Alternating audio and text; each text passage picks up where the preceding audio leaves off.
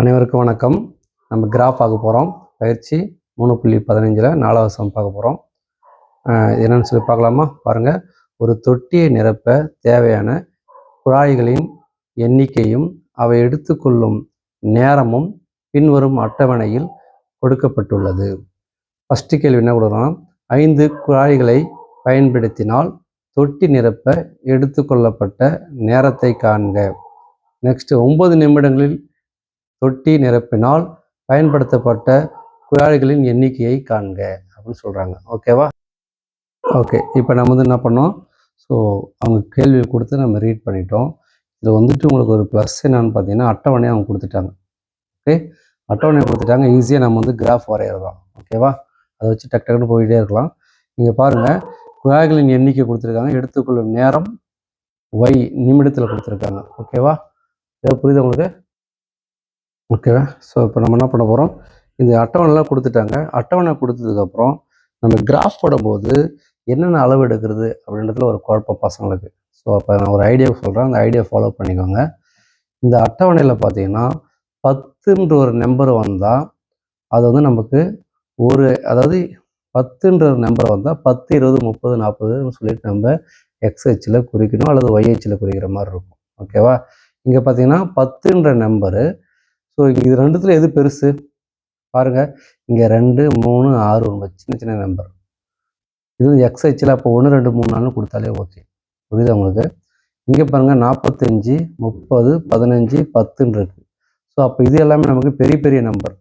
அப்போ இது ஒய்ஹெச்சில் நம்ம 10, 20, 30ன்னு கொடுக்கணும். ஞாபகம் வச்சுக்கலாமா? Any doubt? கிளியர் தானே? ஓகே தானே? ஒய்ஹெச்சில் 10ன்னு வந்துட்டாலே அட்டவணையில் 10ன்னு வந்துட்டாலே நம்ம என்ன செய்யணும்? ஒய்ஹெச்சில் நம்ம 10, 20, 30ன்னு கொடுக்க போகிறோம். ஓகே, இது ஒரு மெயினான ஒரு விஷயம். ஸோ ஞாபகம் வச்சுங்க, மறந்துடாதீங்க. ஓகேவா? நெக்ஸ்ட் நம்ம போகலாம். அடுத்து என்னன்னு சொல்லிட்டு பாருங்கள். இப்போ நம்ம செய்ய போகிறோம். இது என்ன மாறுபாடுன்னு எழுத போகிறோம். பாருங்கள், எக்ஸோட மதிப்பு அதிகரிக்குது, ஒய்யோட மதிப்பு குறைஞ்சிட்டே போகுது. ஸோ இது அதிகரிச்சுட்டே போகுது, இது நமக்கு குறைஞ்சிட்டே போகுது. ஸோ தான் நமக்கு அட்டவணை. நான் அட்டவணை போட்டுருவேன். ஓகே,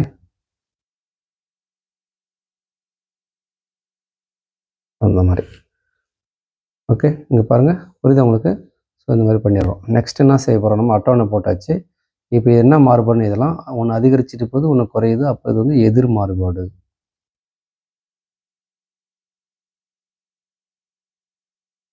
அதை நம்ம எழுதணும். எதிர் மாறுபாடுன்னு எழுதிட்டு, ஸோ நமக்கு ஃபார்முலா என்ன வரும்? X Y equal to K. எக்ஸோட மதிப்பும் ஒய்யோட மதிப்பும் பெருக்குனா நம்ம என்ன கிடைக்கும்? கே கிடைக்கும். அதுதான் அங்கே சொல்லியிருக்காங்க. அப்போ நம்ம இது எதை பெருக்கலாம் அப்படின்னு பார்த்தீங்கன்னா, ஏதாவது ஒன்று எடுத்துக்கோங்க. உங்களுக்கு எது 2 பெருக்குனா ஈஸியாக இருக்குமோ அதை பாருங்கள். இது பாருங்கள், ஈஸி இருக்குல்ல? 10ஆம் எப்படி எல்லாம் தெரியும் இல்லை? 9, 10, 90. அப்போ இங்கே என்ன பண்ணலாம்?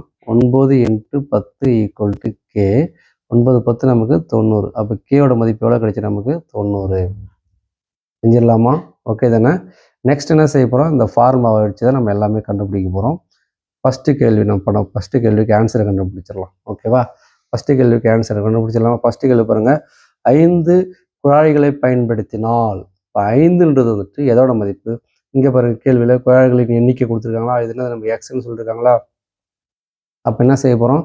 எக்ஸுக்கு நம்ம 5 கொடுக்க போகிறோம். இங்கே இந்த ஃபார்முலா எடுத்துக்கலாம். X Y equal to K. அப்போ எக்ஸுக்கு மதிப்பு நம்மளது இந்த 5. ஓகேவா? இந்த 5 கொடுக்க போகிறோம். எக்ஸுக்கு மதிப்பு 5. ஒய் நம்ம கண்டுபிடிக்க போகிறோம். கேவுக்கு மதிப்பு நம்ம கண்டுபிடிச்சி வச்சுருக்கோம். எவ்வளோ? 90. ஓகே தானே? அப்போ ஒய் ஈக்குவல் டு 90/5. அடிக்கலாமா? நம்ம இதை 4, 5, 5. இது எத்தனை 5 இருக்கு? 4, 5, 5 மீது 4, 8, 5, 40. ஸோ ஒய் ஈக்குவல் நம்ம எவ்வளோ கிடைக்குது? 18. ஃபஸ்ட்டு கேள்விக்கு ஆன்சர் பண்ணிடுச்சு. ஓகேவா? அப்போ இது நம்ம என்ன சொல்லலாம்? நம்ம அதாவது 5 குழாய்கள்னால் நம்ம நேரம் எடுத்துக்கொள்ள நேரம் என்னது? 18 நிமிடங்கள். ஒய் நம்ம என்ன சொல்லுவோம்? எடுத்துக்கொள்ளும் நேரம் நிமிடத்தில் சொல்லியிருக்கோம். அப்போ ஒய் ஈக்குவல் டு 18 நிமிடம் அப்படின்னு எழுதலாமா? முடிஞ்சிருச்சு. ஃபஸ்ட்டு கேள்விக்கு ஆன்சர். 2வது கேள்வி பார்க்கலாம். நம்ம 2வது கேள்வி என்ன செய்ய போகிறோம் பாருங்கள். 2வது கேள்வி 9 நிமிடங்களில் தொட்டி நிரப்பினால் பயன்படுத்தப்பட்ட குழாய்களின் எண்ணிக்கையை காண்க. அப்போ குழாய்களின் எண்ணிக்கைன்றது ஒய். சரியா? 9 நிமிடங்களில் தொட்டியை நிரப்பினால், அப்போ இது எதோட மதிப்பு நமக்கு? ஓகே.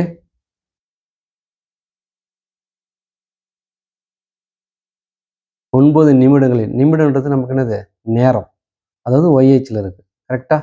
அப்போ நம்ம வந்து 9ன்றது ஒய்க்கு நம்ம கொடுக்கலாம். ஃபார்முலாக்கு x Y equal to k எழுதிட்டோமா? அப்போ ஒய்க்கு வந்து நம்ம என்ன மதிப்பு கொடுக்கலாம், 9 கொடுக்கலாமா?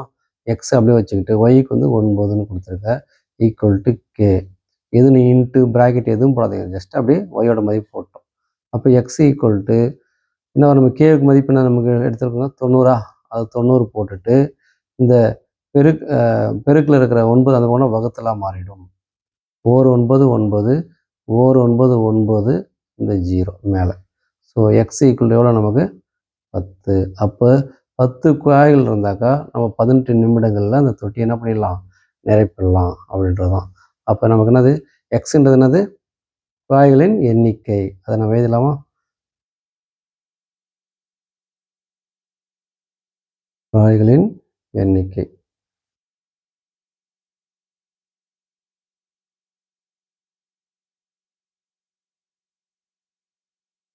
குழாய்களின் எண்ணிக்கை ஆகும்.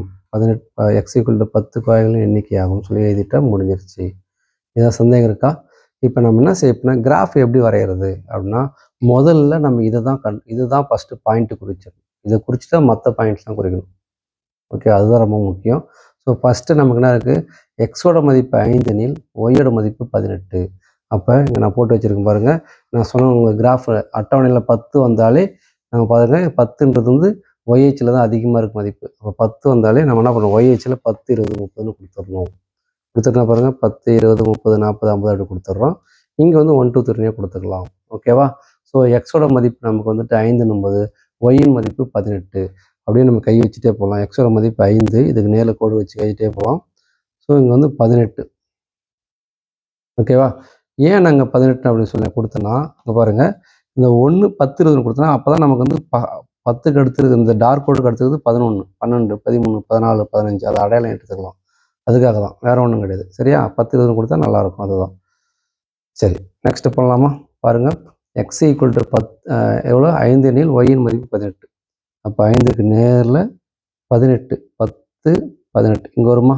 பாருங்கள், இது வந்து நமக்கு 10, இது 15 16 17 18 இதுதான் நமக்கு வரும். இதை நம்ம குறிச்சிடலாம். ஓகே, இது நமக்கு என்னது, 5, 18. நெக்ஸ்ட்டு பாருங்கள், நம்ம என்ன பார்த்துக்கலாம், நமக்கு ஒய் ஈக்குவல் டு 9 எனில் எக்ஸின் மதிப்பு 10. ஒய் ஈக்குவல் டு 9, ஒய்யில் 9 எங்கே இருக்கு பாருங்கள், ஒய்யில் 9, ஒய்யில் நமக்கு என்னது 9, எக்ஸில் 10. அப்போ ஒய்யில் 9ன்றது இங்கே பாருங்கள், இதுதான் 10. அப்போ 9ன்றது இதை விட கீழே ஃபஸ்ட்டு கீழே ஒரு கோடு இருக்குல்லையா, அந்த கோடு அதுதான் நமக்கு 9. இதுலேருந்து போனீங்கன்னா கரெக்டாக குறிக்கணும் நமக்கு 10, எக்ஸோட மதிப்பு 10. ஸோ இங்கே குறிச்சிடும். ஓகே, இது நம்ம எப்படி எழுதுவோம், 10, 9. ஃபஸ்ட்டு எக்ஸோட மதிப்பு தான் எழுதணும். ஸோ 10 எக்ஸோட மதிப்பு எழுதிட்டோம். அதுக்கடுத்து ஒய்யோட மதிப்பு நம்ம 9. இது ரெண்டும் குறிச்சிட்டதுக்கப்புறம் இதெல்லாம் செஞ்சிடலாம், நம்ம கோடு போட்டுடலாம். கோடு போட்டோம்னா நமக்கு ஈஸியாக இருக்கும். டக்கு டக்குன்னு அடுத்தடுத்து வேலையை பார்த்துட்டு போயிட்டே இருக்கலாம். ஸோ ஃபஸ்ட் நம்ம கோடு போட்டுடலாமா? ஓகே, ஒரு நிமிஷம். ஓகே, கோடு போட்டுடலாமா? கோடு போட்டால் வேலை நம்ம டக்கு டக்கு முடிஞ்சிடும். ஓகே, ஸோ நான் கோடு போடுறேன் பாருங்கள். எது நமக்கு எக்ஸோட மதிப்பு வந்துட்டு 5, ஒய்யோட மதிப்பு வந்து 18, 18க்கு நேரில்.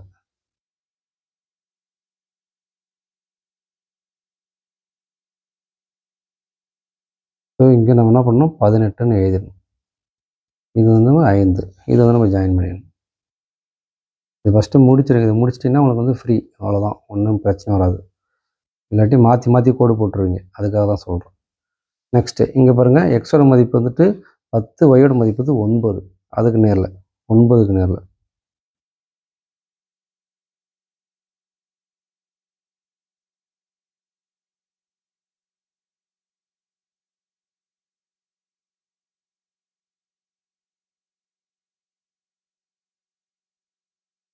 இங்கே 10,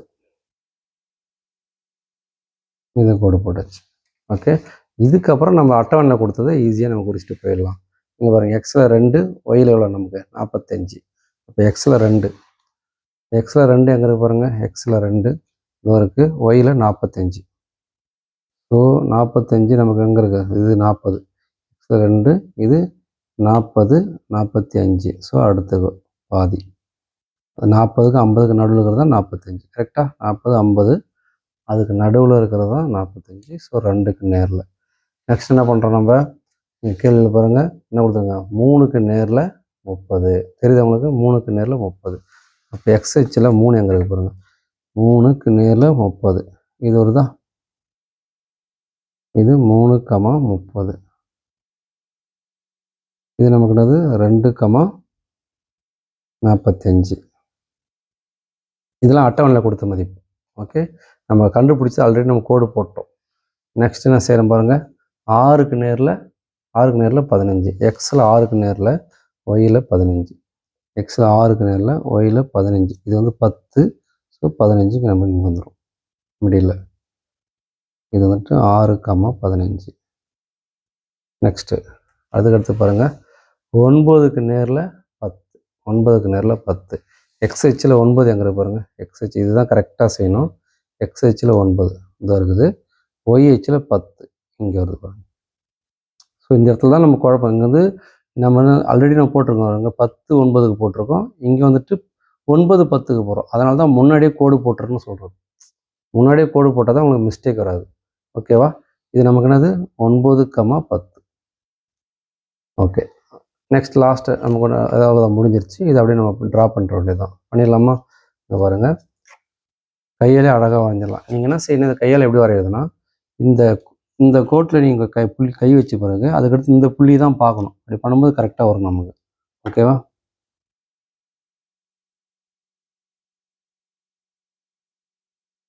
இங்கே கை வச்சதுக்கப்புறம் இந்த புள்ளி தான் நம்ம பார்க்கணும். அப்படியே பெண்ணு அங்கே எடுத்துகிட்டே போயிடுங்க, அவ்வளோதான். அதுக்கப்புறம் இங்கே, அதுக்கப்புறம் இங்கேருந்து இங்கே வந்துடணும். அப்புறம் இங்கேருந்து இங்கே போயிட்டு அப்படி இப்படி விட்டுருவோம், அவ்வளோதான், முடிஞ்சிருச்சு. இது போட்டாலே நமக்கு போதுமானது தான். ஓகேவா, ஏதாவது சந்தேகம் இருக்குது உங்களுக்கு? ஸோ இதில் மட்டும் நம்ம என்ன செய்யலாம், எக்ஸ் ஒய் ஈக்குவல் டு கேக்கு மதிப்பில் படித்தோம் நம்ம 90. அதை வேணால் எழுதிடலாம். ஓகே, சரி. இதில் நம்ம வேறு என்ன செய்யலாம், நம்ம இங்கே எக்ஸு போடல, அது எக்ஸு போட்டுடலாம். நெக்ஸ்ட் இங்கே ஒய் போட்டாச்சு. ஓகே, எந்த சந்தேகம் இருக்காதுன்னு நினைக்கிறேன். நம்ம அளவு திட்டு இன்னும் பெண்டிங் இருக்குது பாருங்கள். அளவு திட்டு நம்ம என்ன கொடுத்துருக்கோம், எக்ஸ்ஹெச்சில் 1, 2, 3 ஒரு அழகாக தான் ஒரு அளவாக தான் ஏற்றிருக்கு, அதாவது இன்க்ரீஸ் பண்ணியிருக்கோம். 1, 2, 3 1 கூட 1 கூட்டினா 2, 2 கூட 1 கூட்டினா 3, 3 கூட 1 கூட்டினா 1 தான் நம்ம கூட்டுறோம். அப்போ எக்ஸ்ஹெச் 1 சென்டிமீட்டர் ஈக்குவல் டு 1 அலகு. ஓகேவா, ஒய்ஹெச்சில் பார்த்தீங்கன்னா 10, 20, 30. அதாவது முதல்ல என்ன இருக்கோ அதை அங்கே எழுதிருங்க, அவ்வளோ. இங்கே முதல்ல என்ன இருக்குது, 1 இருக்குது, அதில் 1 போட்டேன். இங்கே முதல்ல இருக்குது 10 இருக்குது, அதனால் 10 அலகு. ஓகே, அவ்வளோதான். ஈஸியாக நம்ம வந்து 8 மார்க் எடுத்துடலாம். புரியுன்னு நினைக்கிறேன். Okay, thank you. நம்ம அடுத்த ஒரு கிராஃபில் பார்க்கலாம். பொறுமையாக பாருங்கள், திரும்ப உங்களுக்கு பார்த்தீங்கன்னா ஈஸியாக இருக்கும். எல்லா இடத்துலையும் நான் கரெக்டாக சொல்லி கொடுத்துருக்கேன், பார்த்துக்கோங்க. ஓகே, இதில் வந்துட்டு நம்ம நெக்ஸ்ட் வந்துட்டு புக்கில் வந்துட்டு இன்னொரு கணக்கு கொடுத்துருக்காங்க. எதுக்கு சார் 10 அப்படின்னு சொன்னீங்கன்னா, இங்கே பாருங்கள், புக்கில் வந்து கொடுத்துருக்காங்க பாருங்கள். இப்போ நம்ம பார்த்த கணக்கு வந்துட்டு இந்த 4வது கணக்கு தான் பார்த்தோம். 4வது கணக்கில் அட்டவணை நமக்கு என்ன இருக்குது, 10 இருக்குதா. அதேமாதிரி 5வது கணக்கில் அட்டவணை கொடுத்துருக்காங்க, அதுலேயும் 10 இருக்குது பாருங்கள். ஆனால் 10ன்றது இங்கே என்ன இருக்குது பாருங்கள், எக்ஸ்ஹெச்சில் இருக்குது. அதுக்கு எக்ஸ்ஹெச்சில் போய் 10, 20, 30 கொடுத்துருவாரு. இதில் எது பெருசுன்னு பார்க்கணும். இது வந்து 2, 4, 6, 8, 10 இது சின்ன சின்னதாக இருக்குது. இதெல்லாம் பெருசாக இருக்குது. அப்போ நம்ம ஒய்க்கு தான் 10, 20, 30 கொடுக்கணும். அப்போ ரெண்டுக்குமே ஒய்க்கு 10ன்னு வந்துருச்சுன்னா அட்டவணையில் 10ன்னு ஒரு நம்பரை பார்த்துட்டிங்கன்னா, இதில் ஒய்ஹெச்சில் மட்டும் நம்ம என்ன பண்ணணும், 10, 20, 30 தான் கொடுக்கணும். கொடுத்துட்டிங்கன்னா உங்களுக்கு தப்பு வராது. ஓகே, நம்ம அடுத்த கிராஃபில் பார்ப்போம்.